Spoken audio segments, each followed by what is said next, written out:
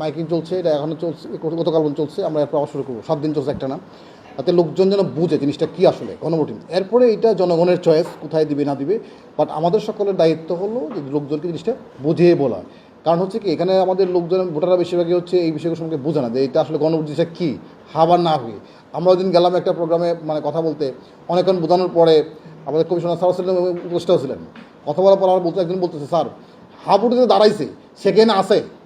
তো এখন এখন এখন বুঝলাম যে হলো আমরা কী মানে লোকটা ডিল করি, মানে অনেক সে বলছে না জিনিসটা খুবই দরকার, খুবই ভালো জিনিস স্যার, কিন্তু হাবুটিতে দাঁড়াইছে সেখানে আসে নাকি।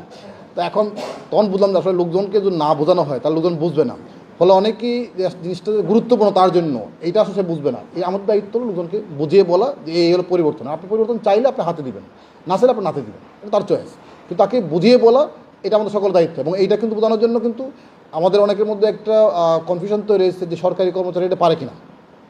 সেটা হলো বুঝিয়ে বলাটা, এই যে আমাদের লোকজনকে বোঝানো, বুঝিয়ে বলা, এটা আমরা বলতে, কিন্তু সরাসরি বলতে পারবেন না আপনি হাতে ভোট দেন, হাতে ভোট দেওয়া এটা সরকারি করছে বলতে পারবেন না, কিন্তু বলতে যে হাবুটে চাইলে আপনার এই পরিবর্তনগুলি আপনার আসবে, এগুলি তাকে বুঝিয়ে বলতে যেন আমরা কমন সবাই বলি কি যে আপনার ভালো লোকে ভোট দিবেন, যেগুলোকে ভোট দিবেন, এটা কমন কথা, এটা যে কোনো ব্যক্তি বলতে পারে, এটা আইনি কোনো বাধা নাই।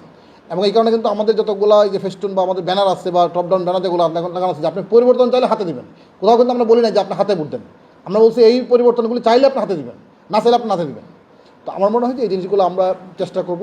আর আজকে যেগুলো আলোচনা হলো এগুলো আমি অবশ্যই করব। আমার মনে হয় যে আগামী 2-1 দিনের মধ্যে মেইন যে সমন্বয় চিকিৎসার জন্য এটা আমরা আগে করা দরকার। আমার মনে হয় যে এটা নাম দিলে আমি নাম অফিসিয়ালি একদম ওসমানীতে পাঠাবো যে এইজন সমন্বয় করবে, এবং তারাও কাকে নিয়োগ দিবে যে একজনকে সমন্বয় দায়িত্ব হাসপাতাল থেকে দিবে, সে আমাকে জানাবে তাহলে চিকিৎসাটা তোমাকে যা যা দরকার যে কোনো সময় যাতে। আমার আরেকটা জিনিস জানি, আপনাদের কোনো কার্ড আছে কিনা, জোড়া যদি কোনো কার্ড আছে, স্বাস্থ্য কার্ড আছে, হেলথ কার্ড আছে? হ্যাঁ হ্যাঁ, না মানে আমাদের যারা গেজেটভুক্ত তারা সব পাইছে।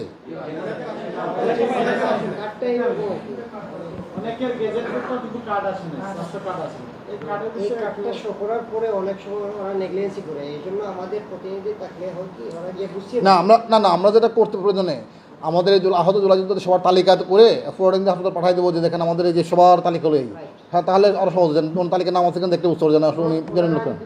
হ্যাঁ হ্যাঁ ঠিক আছে, না ঠিক আছে, এটা করে দেবো।